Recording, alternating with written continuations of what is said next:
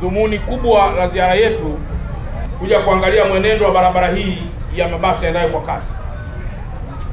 Ndugu zangu wana Gongo la Mboto mnaotumia barabara hii, azma kubwa Mheshimiwa Rais ni kuhakikisha barabara zinapokamilika mabasi yaendayo kwa kasi yanaingia barabarani kuanza kusafirisha watu. Lakini hapa nyuma, Mheshimiwa Waziri, ni vituo vya mabasi yaendayo kwa kasi ambao vinaendelea kujengwa, na kwa bahati mbaya sana kwa tukio la tarehe 29 kituo hiki pia kilipata athari.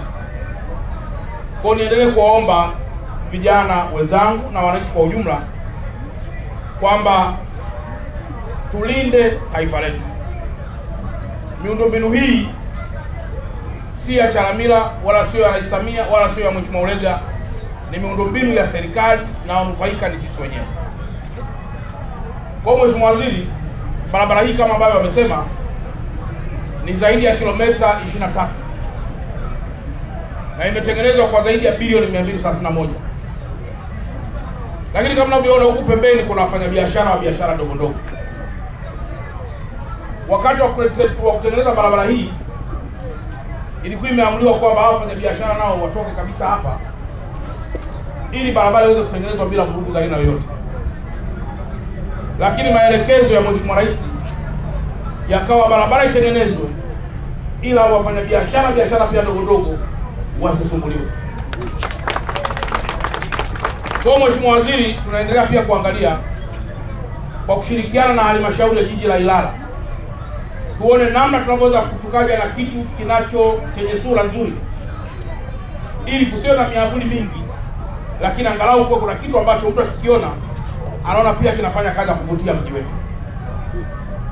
Lakini pamoja na hii, Mheshimiwa Waziri, baada ya barabara hii kukamilika, nafahamu kwa hii barabara ya kwanza BRT1 hii inayotoka Gerezani kwenda mpaka Kimara, pale tayari tumekushapata mtoa huduma mmoja. Ndio. Mtoa huduma wa mabasi yaendayo kwa kasi. Ndugu zangu wananchi, labda hili nieleze kidogo. Hii barabara ya mara ya kwanza inayotoka Kimara tuliweka mabasi ambayo yale mabasi kampuni yake serikali na hisa. Lakini ilikuwa mabasi yale hayafanyi kazi vizuri. Basi dereva anaweza kapaki hata masaa mawili asipakie abiria kwa sababu hakuna ushindani. Lakini maelekezo yakaja kwamba hizi barabara tukisema zote ifanye serikali, ufanisi utakuwa ni mdogo. Tushirikiane na private sector ili pia private sector ifanye biashara mabasi, lakini imlipe serikali kwa kupita kwenye barabara zake. Kwa hiyo barabara Kimara ina mtu mmoja atakayetoa huduma. Barabara kuelekea Mbagala nayo ina mtoa huduma mmoja anaitwa Moffat. Sambamba na kwamba barabara hii kukamilika kwake, tayari ofisi ya Waziri Mkuu inayoshughulika na masuala ya TAMISEMI kwa kushirikiana na ofisi ya Wizara ya Ujenzi watapata pia mtoa huduma watatu ambaye yeye pia ataingiza mabasi kwenye barabara hii na sio barabara zingine. Kwa Mheshimiwa Waziri, kwa sababu sasa hivi mabasi haya bado hayajaanza, mimi nilikuwa na ombi kama ambavyo pia nimekuwa nikiomba mahali pengine. Hii barabara ina foleni kubwa sana. Jana ina foleni kubwa, jioni ina foleni kubwa sana. Na hizi barabara za katikati zimeshakamilika. Ni kweli tunasubiri mabasi yaendayo kwa kasi. Kama utaridhia, ni kuombe Mheshimiwa Waziri, tufungue hizi barabara pia za katikati ili yale magari madogo kwa ajili ya asubuhi na jioni wanaotoka mjini kuja huko Gongo la Mboto wazitumie hizi barabara tunaposubiri mabasi yaendayo kwa kasi.